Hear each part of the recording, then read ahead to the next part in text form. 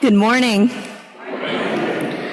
I'm Maddie Russell, Congregational Life Coordinator, and it's my pleasure to welcome you to this service of the First Universalist Church of Rochester.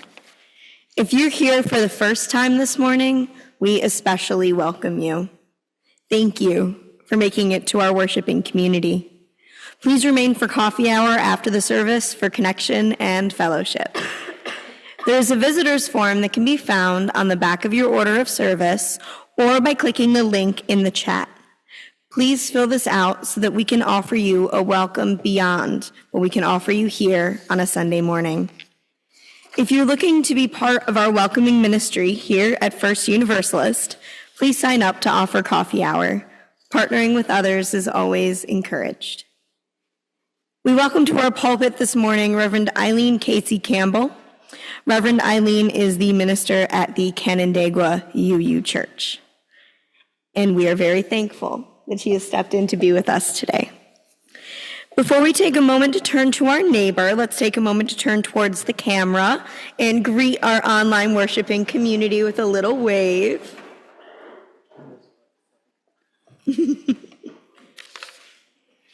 And if you're online, feel free to pop into the chat to offer a greeting as well.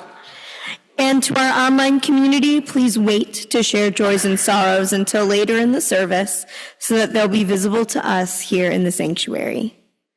And if you're here at First Universalist, let's take a moment to turn to our neighbors and offer a greeting.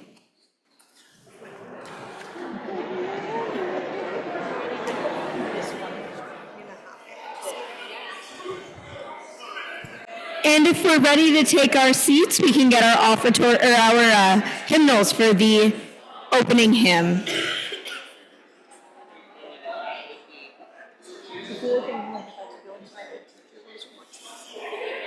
Okay.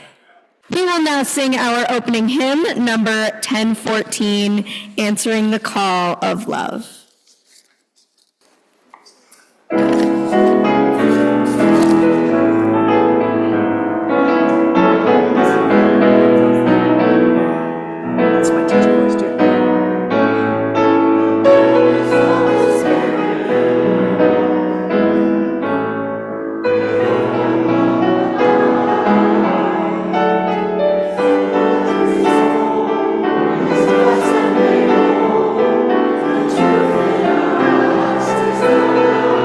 Oh,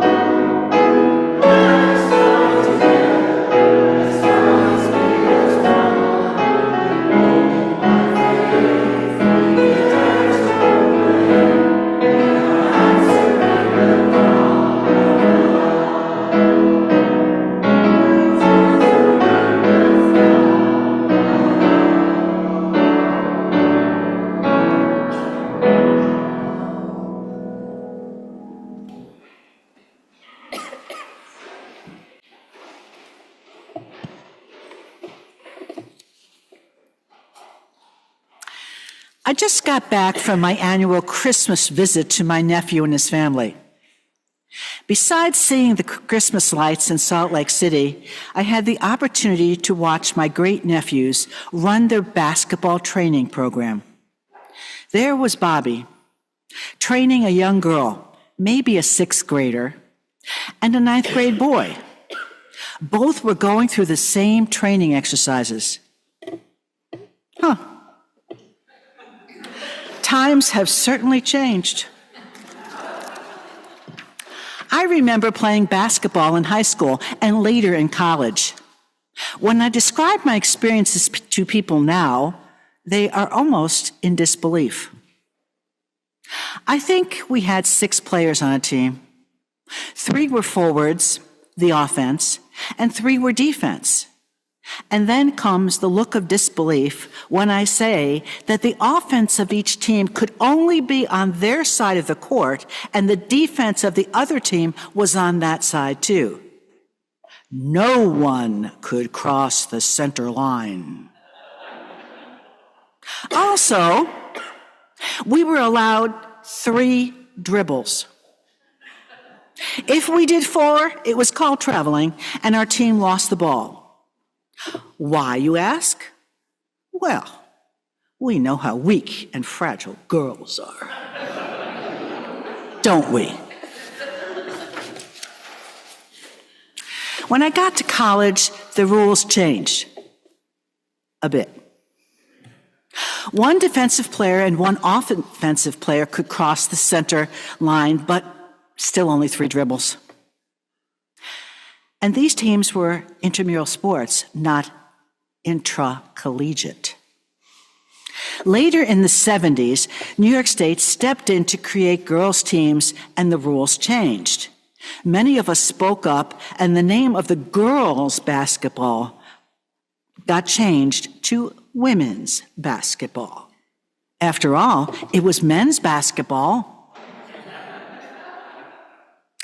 Well, the happy ending for me was that I did get to play under the new rules because when I taught, we had a faculty senior basketball games.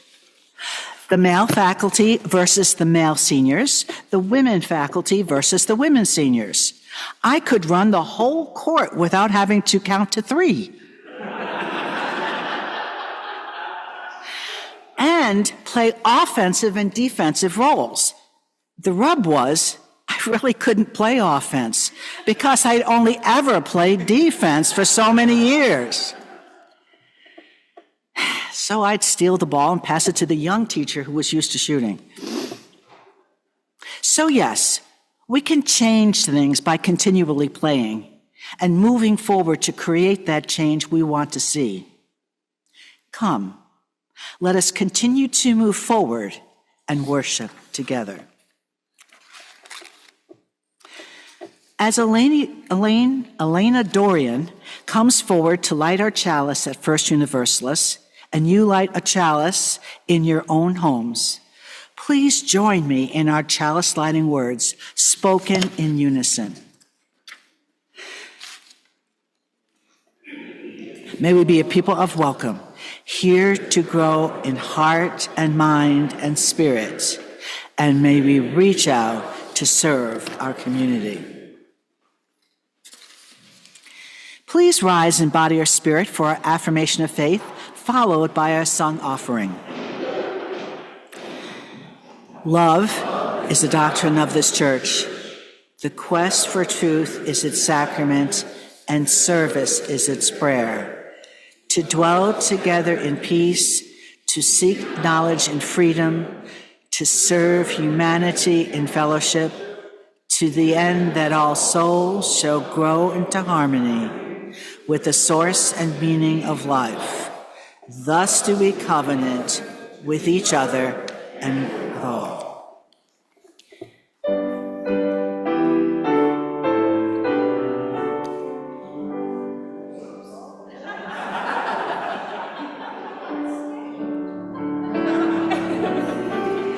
Is what we need is here.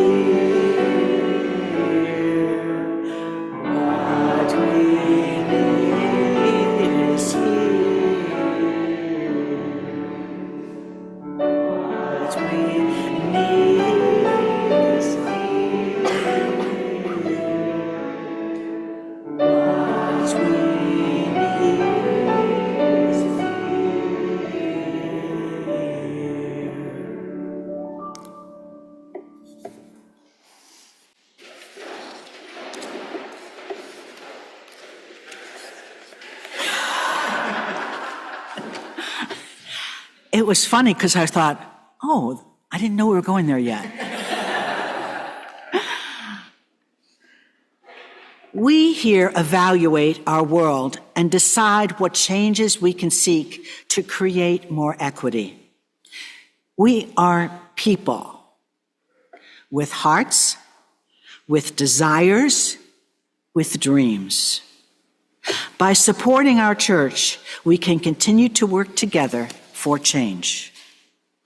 This morning's offering will now be gratefully received. Please place your offering in the offering basket or give online by scanning the QR code on the back of your order of service. For folks online, please click the link in the chat to give to First Universalist Church. Thank you for your generosity.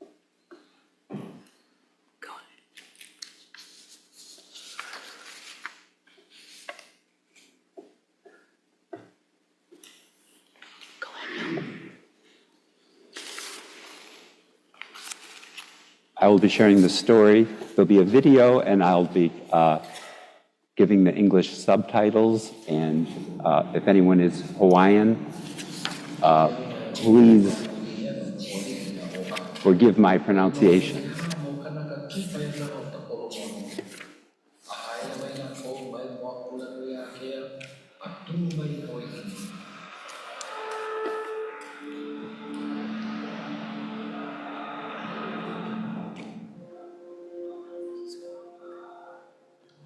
Kapaya Mau by Hinaya Mayoang, Wang Kalu, Dean Hamer, and Joe Wilson, illustrated by Daniel Sousa. Long ago, 4 extraordinary individuals voyaged across the ocean from their home in Tahiti to Hawaii. They settled in UURoc in Waikiki. The visitors were tall and deep in voice, yet gentle and soft-spoken. They were not male nor female.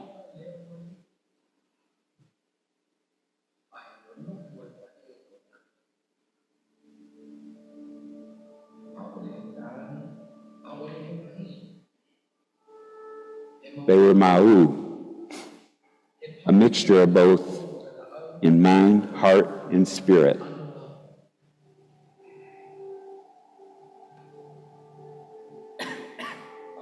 Indeed, the leader of the group was named Kapaya Mau.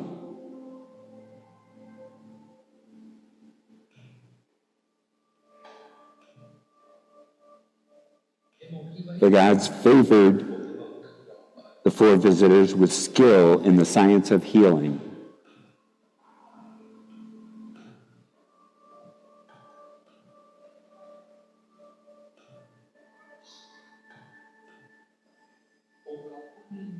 Kapuni possessed great spiritual power.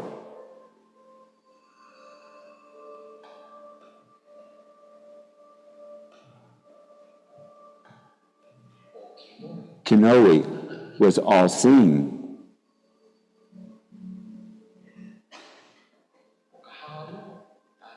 Kahaloa could heal from afar. Kapea Mau healed by laying on hands.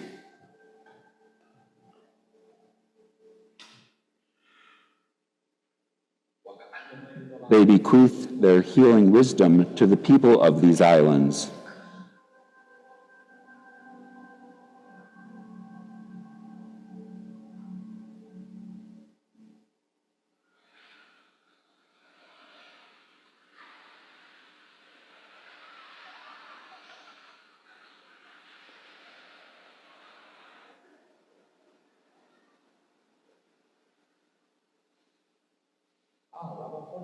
When the healers had completed their work, the people wished to express gratitude for their wondrous cures by erecting a monument in their honor. One moonless night, they gathered at Kamukai, an area famous for its bell rock.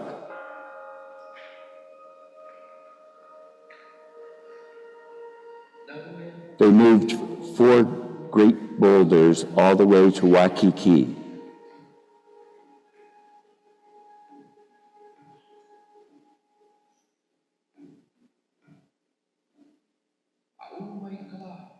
As the sun rose, the healers began to transfer their powers to the stones, placing idols of Mau under each one.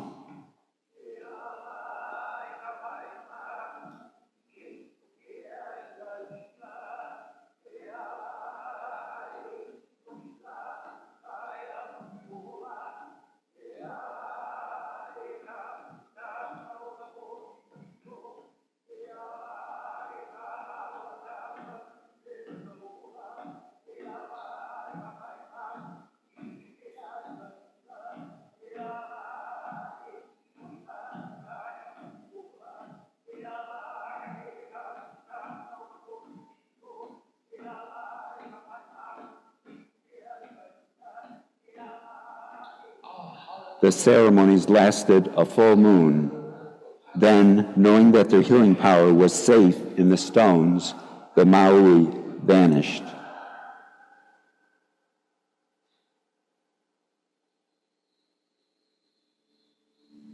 "700 years later, the stones remained a sacred site for centuries. But as the tides of time passed, everything changed.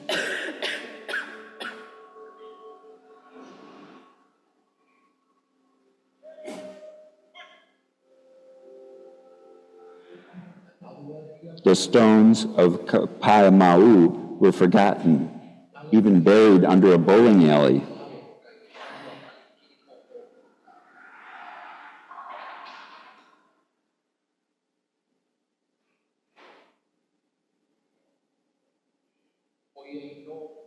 The stones have since been recovered, but their history is still being suppressed. And the fact that the healers were Mau has been erased from the story of Kapaiamau.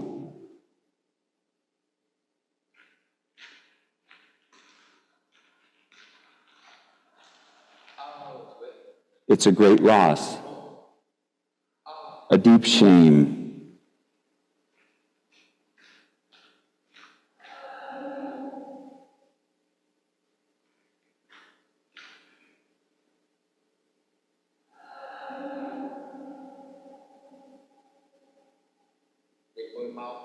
For only when you understand the true history of these stones, shall you behold their living power.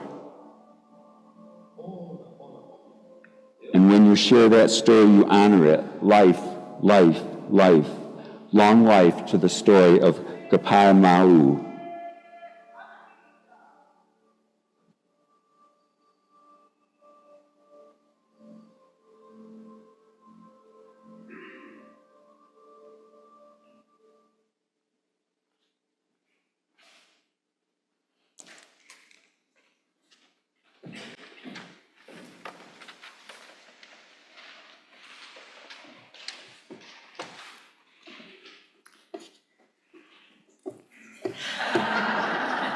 Please join us in singing our doxology.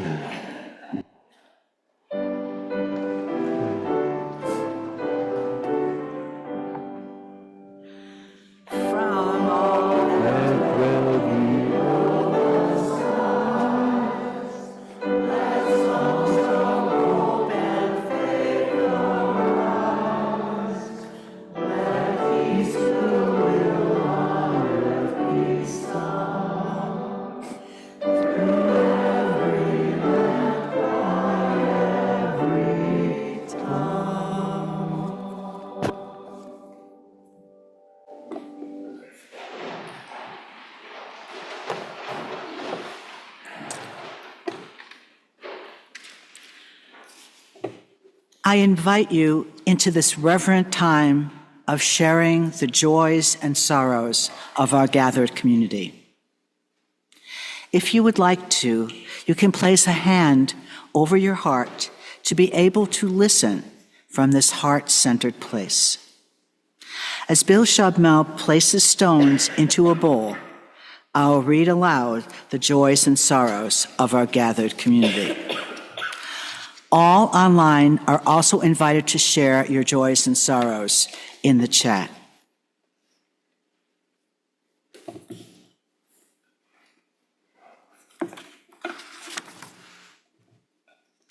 A sorrow from Richard Reed.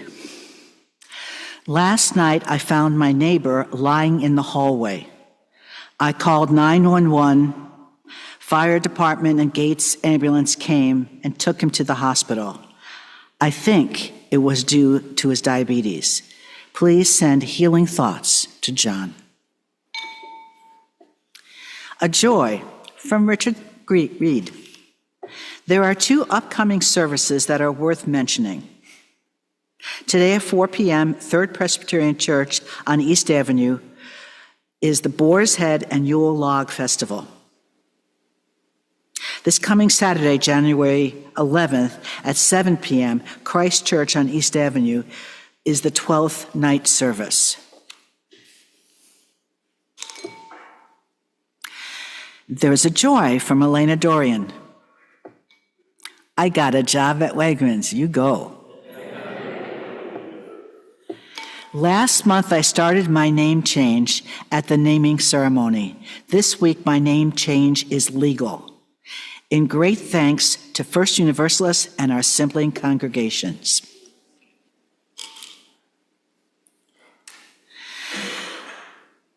A sorrow from Lois Baum. Lois Baum emailed some of us this AM that Greg fell down the stairs and spent 3 days at Highland Hospital. Thank goodness, bruises, but no broken bones. Okay. I can't even read what that says. It's the same thing? Okay. Anything else?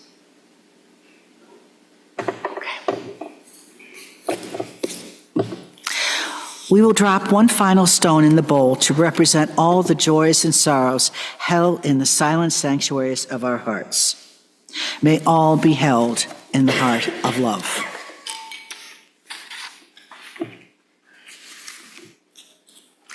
We hold this morning that this church is a worshiping community that is meeting in a time of war. We acknowledge the wars and conflicts that are happening in Israel, Palestine, Ukraine, the Congo, and Sudan. We acknowledge that there are more conflicts and wars happening than we are not even aware of. We earnestly pray for these wars to cease. We light a white candle to acknowledge the grief we feel in this sanctuary and wherever we are worshiping from. Let us be connected by our grief.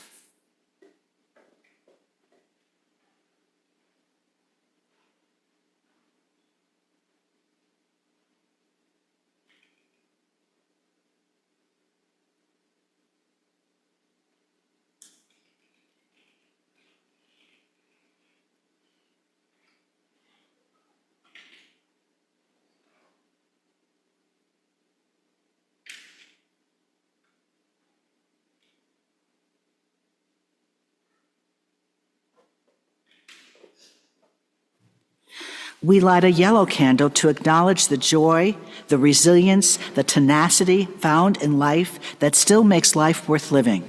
Let us be connected by joy to those living through the direct impact and loss while at war in their homes, backyards, and country.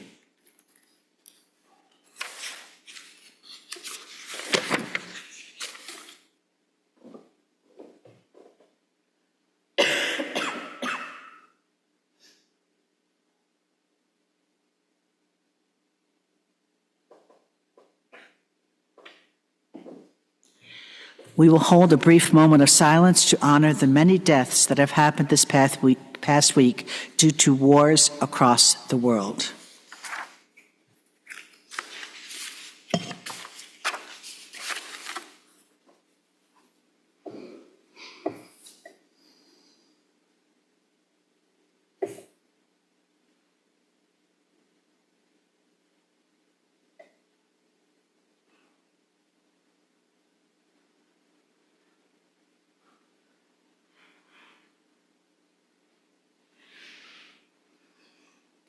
Amen. Blessed be. May it be so.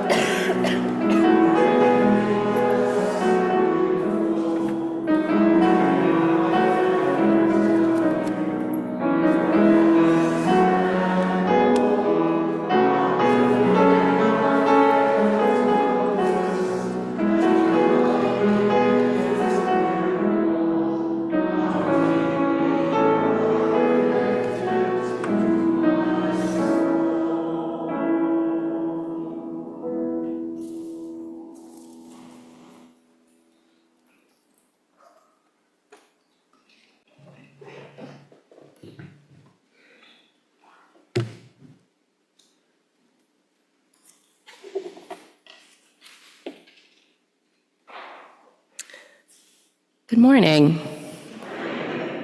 I'd like to start with a reading on this first Sunday of the new year that is a New Year's reading, although it is a September New Year's reading written by Rabbi Reuben Zellman, delivered at the Congregation Sha'ar Zahav in San Francisco on Rosh Hashanah 5767, which, if you're not keeping track of the Jewish year, is 2006. Rabbi Reuben wrote this: "We stand here tonight without knowing quite where we are, or more precisely, we don't know quite when we are. Shabbat has come in, the sun has just gone over the horizon. During this evening's service, light gives way to dark, the old year and the new year meet. We cannot ever pinpoint the exact moment when the old year disappears forever, but we know that there is a time at sundown when it's no longer the past year and it is not yet the year to come. It is old and new both, and neither one at the same time. For fleeting minutes on the evening of Rosh Hashanah, time and certainty are suspended, and we who have come to pray are lifted up into twilight and its mystery. From the moment of birth and even before, we instantly and fervently delineate gender for every new human being. What's the first question we ask about a baby? We ask, is it a boy or is it a girl? And we continue to ask this question of every person in one way or another almost every day as long as we live. Every form we fill out, nearly, requires us to check one box, either M or F, and if you do not pick one and only one, you do not get a driver's license, a mortgage, or food stamps. We must pick gender in order to get a job, to travel, to enroll a child in school. Is it a boy or is it a girl, a man or a woman? We are almost never allowed to imagine that there might be space between. As twilight falls on Erev Rosh Hashanah, it is most appropriate at this time to consider what happens in in-between spaces. Jewish tradition has a unique relationship with twilight, that ethereal moment in every day when dark and light meet. The rising of the sun and its going down are moments that we cannot label with certainty, and all the more so the twilight of the evening of the new year. Our rabbis believed that twilight held great and unique power. Demons abounded in these minutes between night and day. One was especially vulnerable to the forces of evil. Our sages of great intellect and tremendous spiritual gifts seem to have been a little bit afraid of what they could not define, like all of us at different times. Our rabbis wanted to categorize and label. They desired to understand when day ended and night began, which was which and what to call it. But ultimately, most of them acknowledged that they could not draw a simple line between one and the other. That middle place between light and dark could not be boxed in. It was not day, it was not night. Twilight was something else all its own. With their concerns about demons, we might expect our rabbis would have warned us of the grave dangers of twilight. Perhaps we should not leave our houses at the time of sundown. Twilight could have been considered an inauspicious time for important activities. Perhaps the inscrutable twilight is when God hides God's face.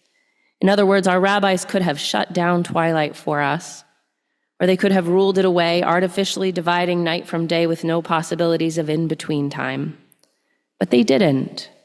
Instead, the rabbis taught that twilight and dawn are the best times to pray.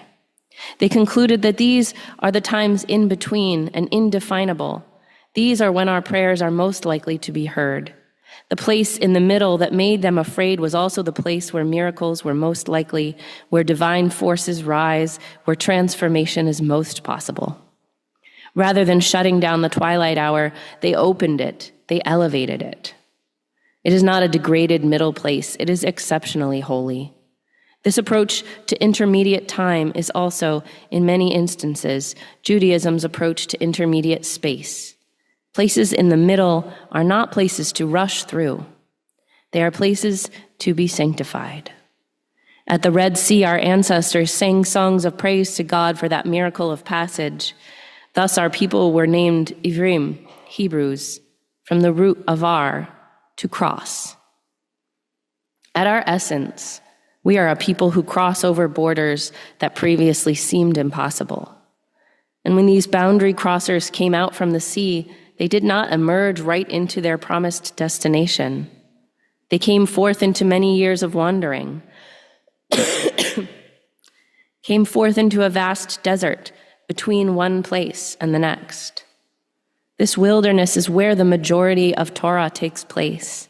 It is where we receive laws and ethical teachings, where God came down in fire and the great blast of the shofar. In between one place and another, our ancestors became the people that we are now. And so ends this morning's reading. And welcome to the first Sunday of our annual 3-church pulpit swap.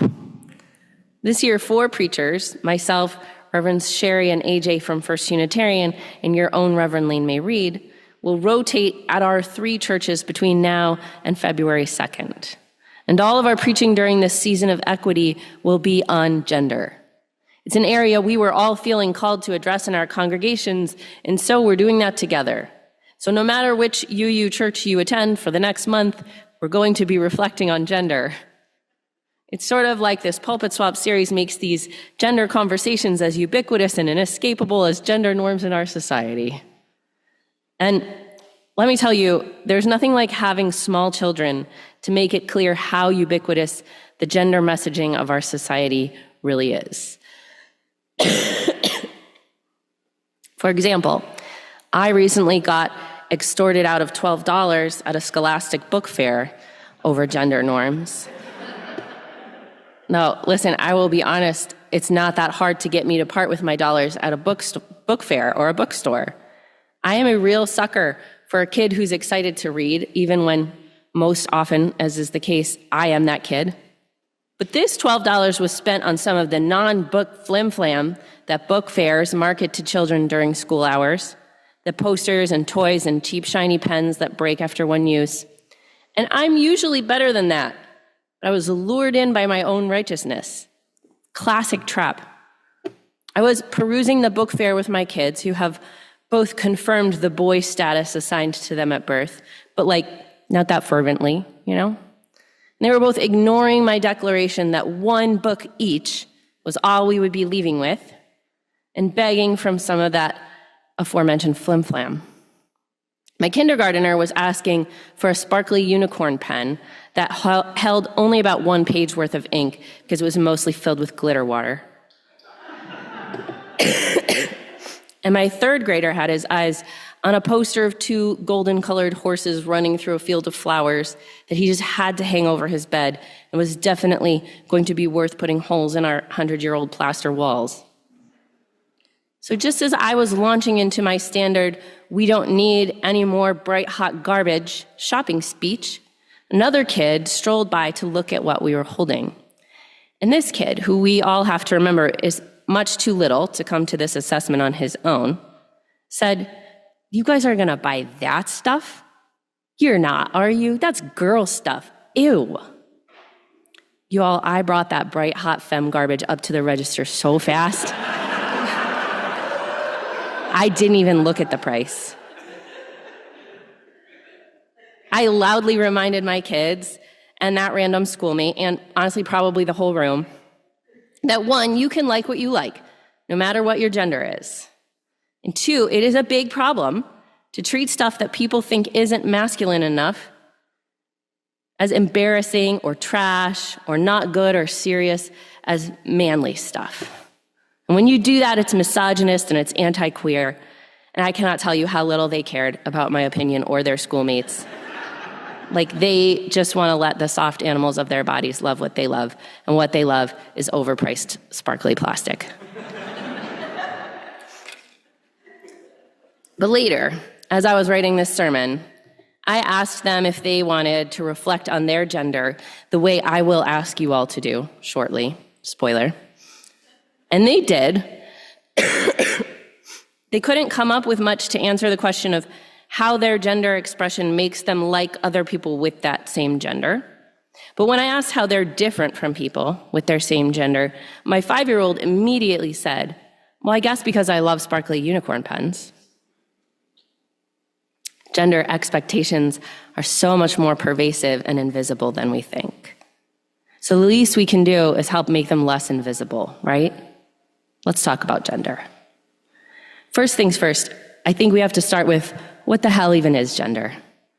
That's something we could talk about all morning and probably for the rest of our lives. But for the purposes of being on the same page this morning, we'll do our best to be brief. Gender is a social construct, which, yes, means that it's a creation of culture and relationship and self, but does not mean that it doesn't matter, right? Even when your gender doesn't mean a whole lot to you, gender as a construct matters a whole lot to us culturally. We typically talk about gender as a kind of dance between identity, one's innermost concept of self, and expression, the way one shows oneself to the world.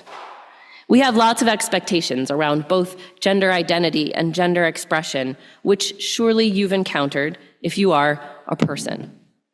Studies show that children as young as 18 months begin to understand the gender expectations that are reinforced by the world around them.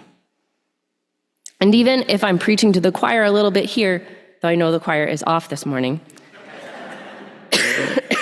our gender identity might be innate, even down to our DNA, but when we say gender, we know we're not talking about biological sex.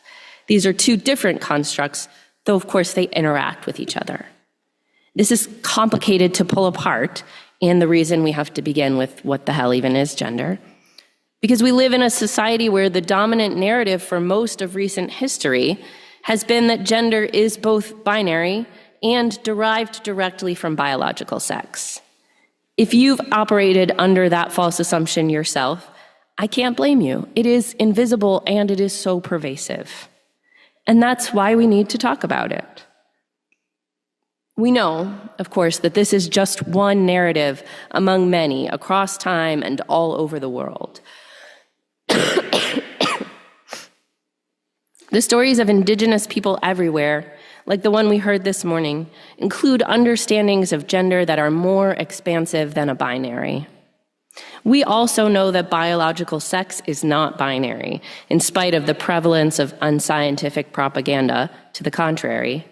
Biological sex encompasses reproductive anatomy, chromosomes, hormone levels, and what biologists call secondary sex characteristics that are all affected by all of the above.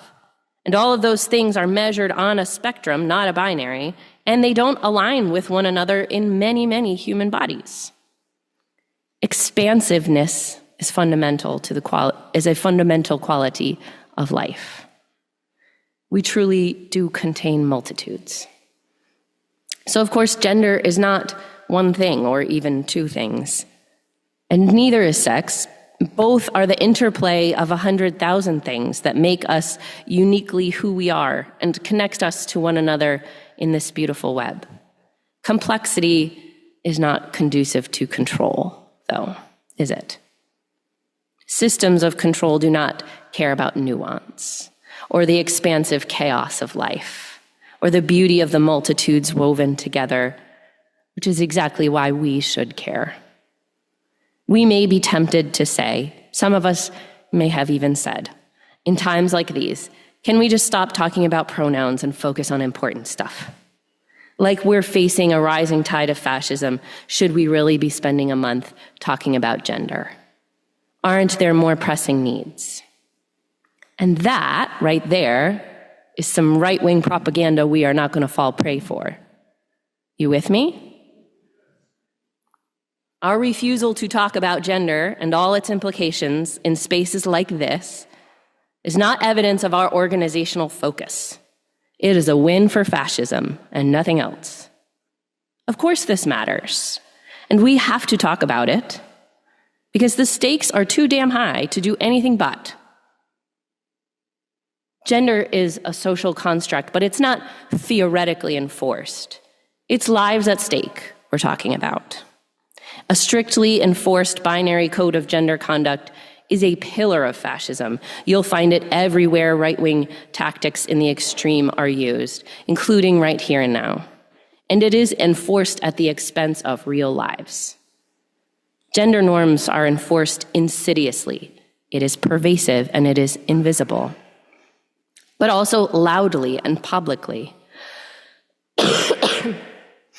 We know there were hundreds of state and local laws proposed or enacted just in the last year, nearly 500, not counting smaller towns and municipalities, to limit the rights of trans and non-binary people, to enforce the narrative that gender serves power. Laws that restrict access to public places, to healthcare, to education, laws that break up families and criminalize the very existence of trans and gender nonconforming people.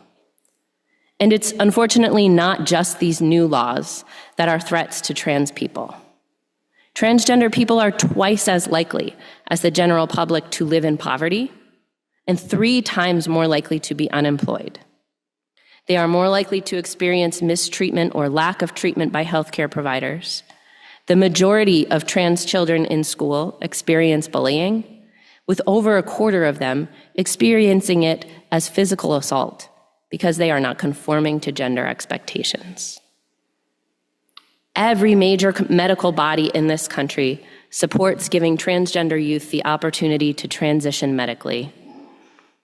Gender-affirming care, like hormone replacement and puberty blockers, are well studied, have been in common use for nearly a century, and most importantly, are life-saving.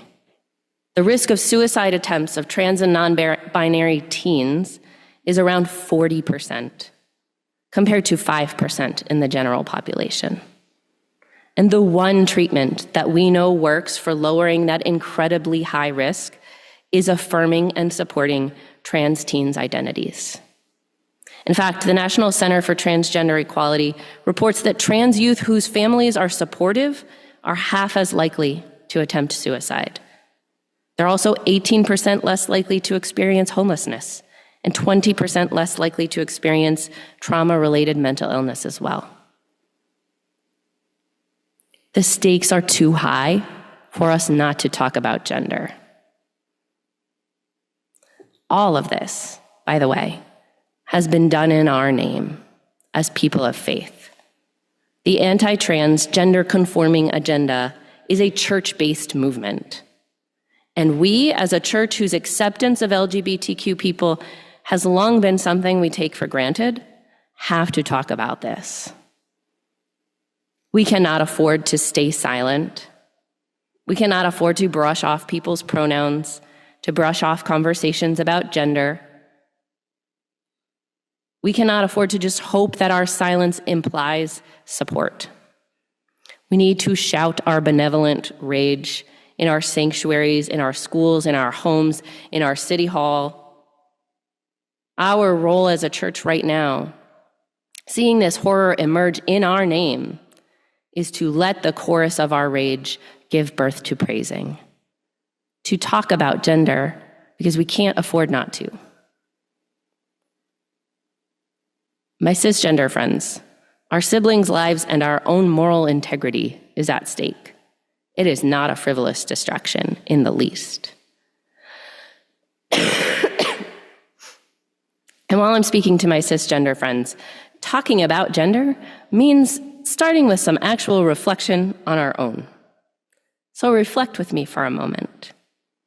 Because quietly conforming to the gender we were assigned without question, even if it turns out to be a good fit, reinforces that system of control.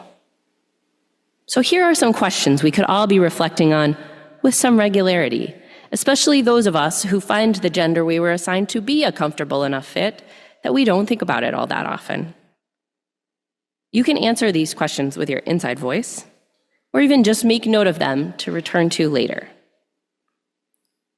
Let's take a deep breath and reflect. What are the gender-based expectations of me? Am I meeting them? Do I want to be?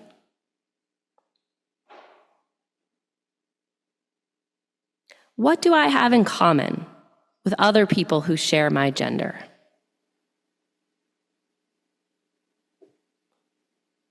What makes me feel different from people who share my gender?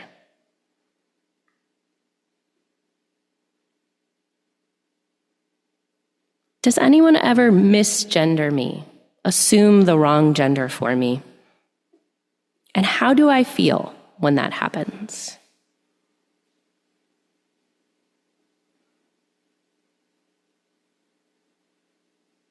And finally, how could I describe my gender without using binary gendered words like man or woman, girl or boy, masculine or feminine? Are there more expansive words that I could use?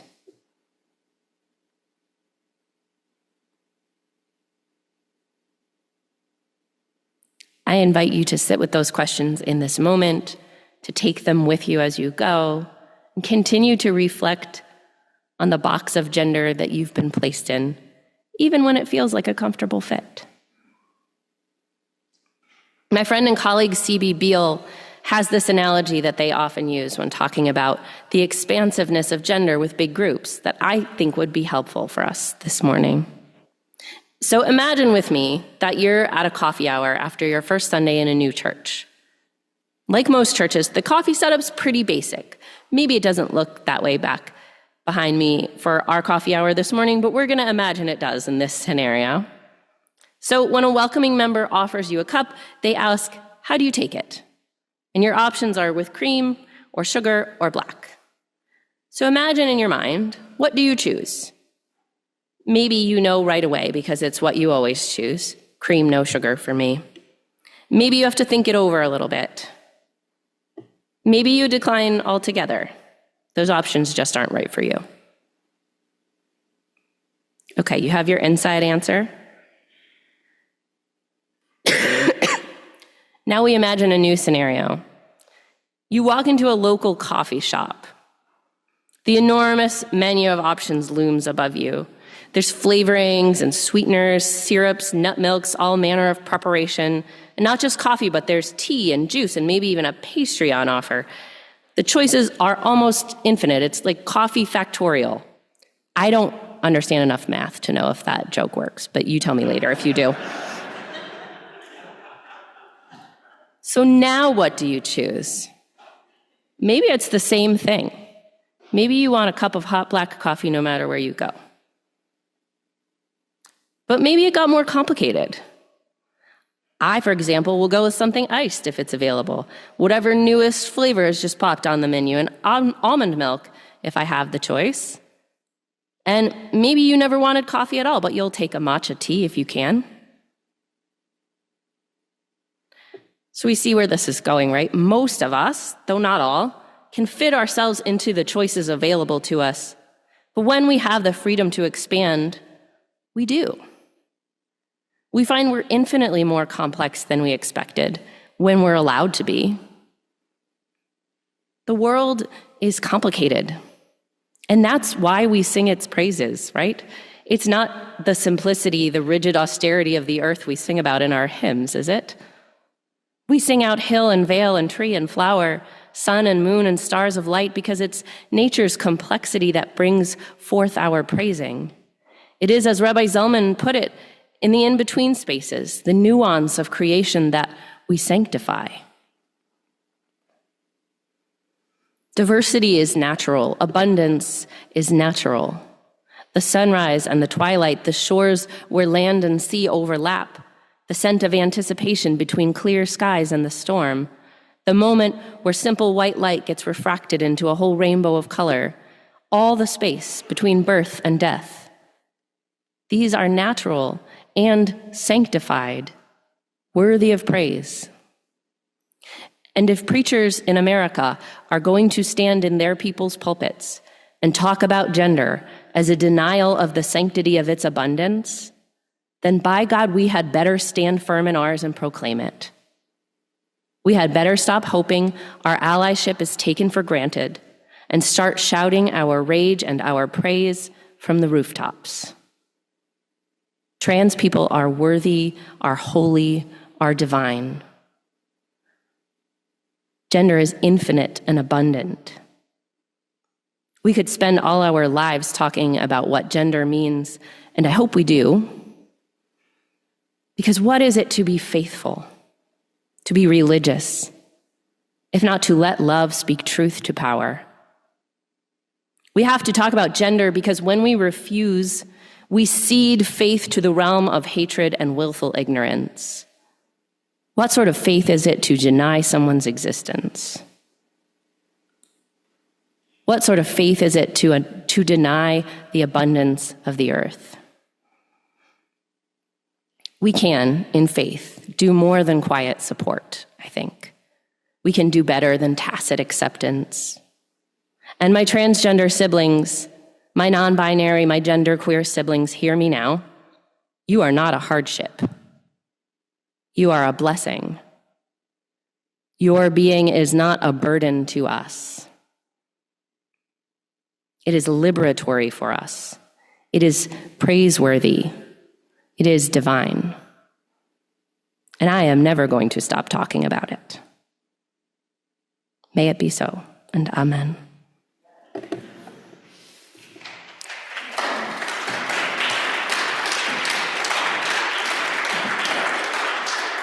My friends, would you rise in your bodies or your spirits and sing together our closing hymn, number 1017, Building a New Way.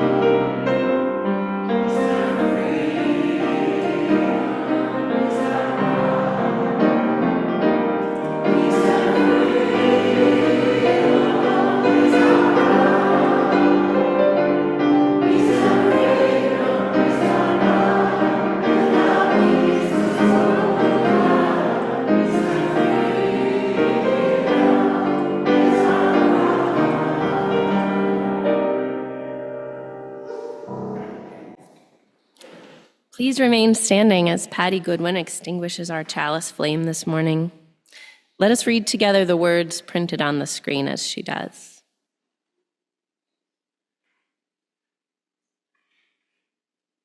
Perhaps. We extinguish this flame, but we keep its light in our hearts.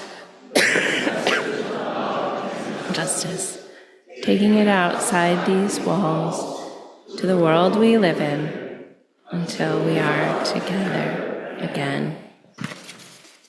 And I offer as a benediction these words from the Reverend M. Barclay.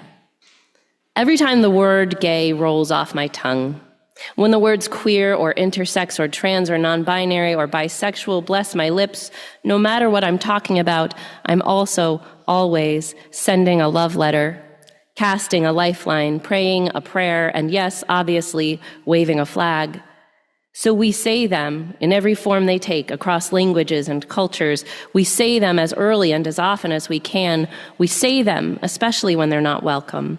We say them with all the love we've got, and we will never, ever stop. And as we close our service this morning, I invite you to place a hand over your heart. If you're joining us online, I invite you to turn your settings to gallery view and look upon the faces of those here with you. For those of us in the room, take a moment to look around at those here with you today.